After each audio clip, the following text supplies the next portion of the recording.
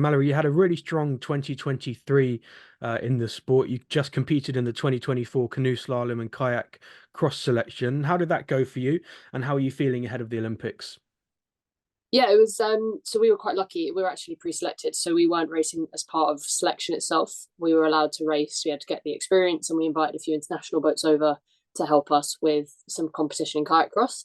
So it was a tough weekend. It always is selection. It's quite long. But it was really good to get the experience of racing.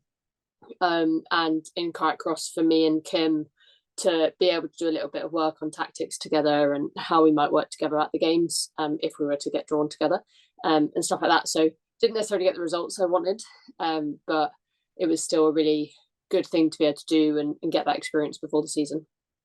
Yeah, and what kind of, headspace has that left you in going into, the season and the upcoming Olympics this summer? How are you feeling ahead of it? You feeling well prepared? I think I'm getting there. I think that I've done quite a lot of racing so far this season, some good and some bad, but I think it's all just building a picture of trying to understand how best to put myself in the best headspace for delivery on race day and how that all comes together. And then with kayak cross, I didn't do a huge amount of it last year because I broke my hand the winter before last, so I only just kind of restarted it a bit. So getting back into those kind of head-to-head environments and understanding how to react and the tactics, and I think that I'm starting to get more of a picture of that, and hopefully yeah, as I build through the season and have the other senior races that I've got, then that will start to kind of come together. How do you prepare yourself from like a physical and mental point of view for like, stuff like this when, like seconds or, milliseconds can be the difference between, a number of places. How do you prepare yourself mentally and physically for, the season? It is really tough, I think, especially when you do multiple disciplines. But I think a lot of it is just kind of you come out of the winter with a lot of physical training banked, um, and you're just kind of building off of that in terms of kind of having that base and then being able to top it up through the season to keep your physical side there, and that doesn't need to be that much headspace. And then I think it's using the racing and each race just trying to build on it, especially when you've got something as big as the games coming. Is kind of each individual race in the lead in doesn't matter as much. It's like what you can take from that and how you can kind of mold that picture of how you want to put yourself on the start line at the games and feel freedom to be able to go.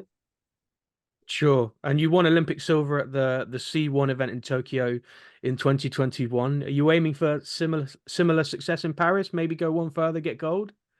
Yeah, for sure. I think it'll be tough. I think the class has moved on again, but I think that for sure it would be my aim and being able to go into the games as world champion as well. It's obviously confidence in that, and the chance of being able to get two medals of kayak cross is pretty cool. And I think I'll definitely be pushing them both and trying to give myself that freedom to just kind of enjoy it and then hope that those results come.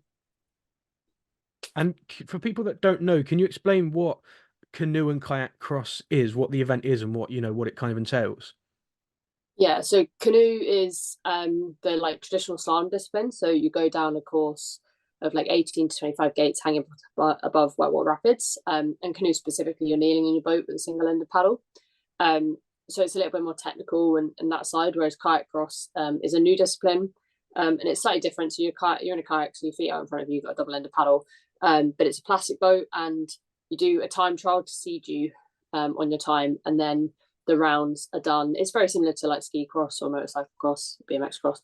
You go off with four people, and your aim is to get to the bottom first, basically. So it's a little bit more physical and contact and tactics oriented than normal slalom is. Slalom's a little bit more technical and like finessey, whereas kayak cross is a bit more like brutal and strength and physical oriented. Do you have a favorite that you like to compete in?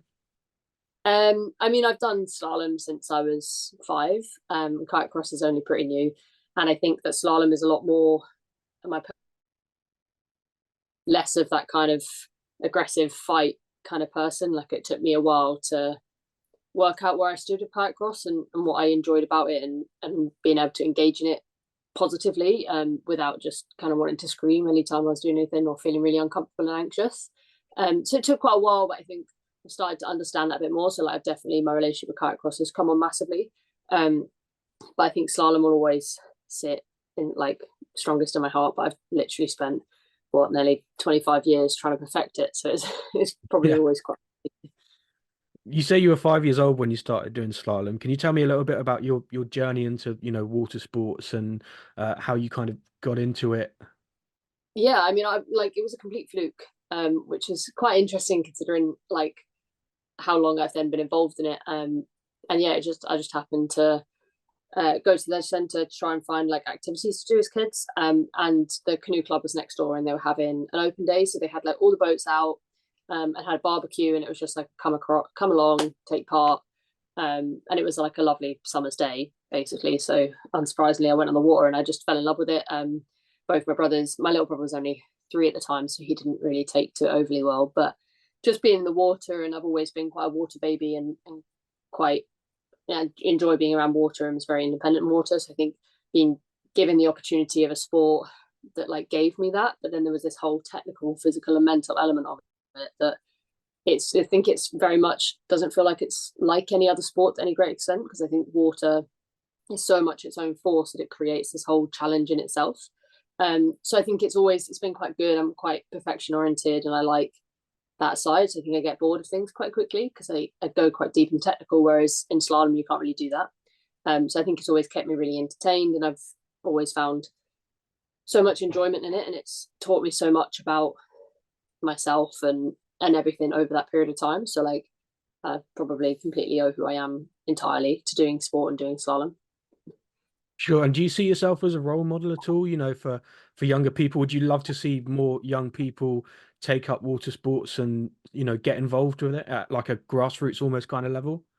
Yeah, I mean, I probably can see myself as a role model, but I think I more get told that I'm a role model rather than specifically see myself in that place. But I think I do my best in every opportunity that I can to try and really encourage um, kids into into any sport. Really, I think yes, okay, for me it was canoeing, and that's the thing that I like had an affinity to and wanted to stay in. But I think being involved in sport anyway as a kid can teach you so much about yourself and mental toughness, resilience. Like there's so many things, and for me, like I was a really anxious kid, and being involved in sport and being given that avenue and that support and the psychologist and everything that came with that, with being part of the UK program and the funding and all of that element, the amount that I was given um, within that has just allowed me to massively grow as a person. And like that's the thing that I want to give back, is that understanding and desire to just help kids learn about themselves and kind of come through their own challenges and hopefully become more rounded people. Amazing. And I mean, you're from Windsor. What's the support been like, from the area, for previous Olympics going into this one and competitions? Do you feel like, Windsor gets behind you in these kind of comps? Yeah, to some extent. I guess I've not lived in Windsor for quite a while now. I very much will always say that it's where I'm from, it's where I grew up, and it's my home club. But I've lived away from Windsor quite a bit, and I don't go back as often as I should. But sure, around the games in Tokyo, there was like a real sense of the old canoe club and everyone being really behind me, and I can fully think that's going to happen again with Paris. Um, but I think yeah, it's a bit of a weird one because I'm like not I don't really go back to the town, so I don't really get to Sure. sense it.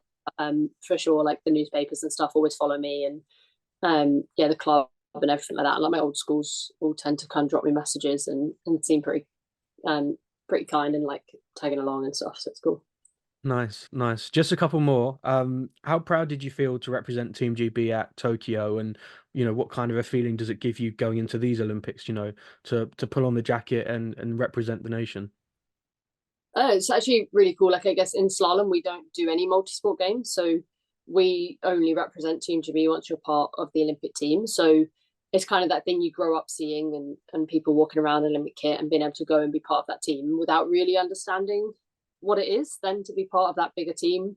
Because we're a bit funny in slalom in that it's an individual sport but a team sport at times, and it's all a bit of a funny thing. But for me, like it was one of the biggest things that I really wanted to go to the games to kind of experience bigger team, being part of Team GB and having that like just the morale element of being all together. And I think having been to Tokyo and experienced it and got to put on the kit, and then obviously like medaling with that and everything that came with that, I think really drives me and always drove me to try and get back and try and be part of that again, and try and bring people along that journey as well, and help some other people like experience it. And we were quite lucky at the start of last year, we got to be part of the European Games. So that was like gave our younger athletes a chance to be part of Team GB and be in a multi-sport event, which was really cool. And it was kind of cool looking back and being able to support them through into that kind of transition. But yeah, it's amazing to be able to like represent GB and be part of that and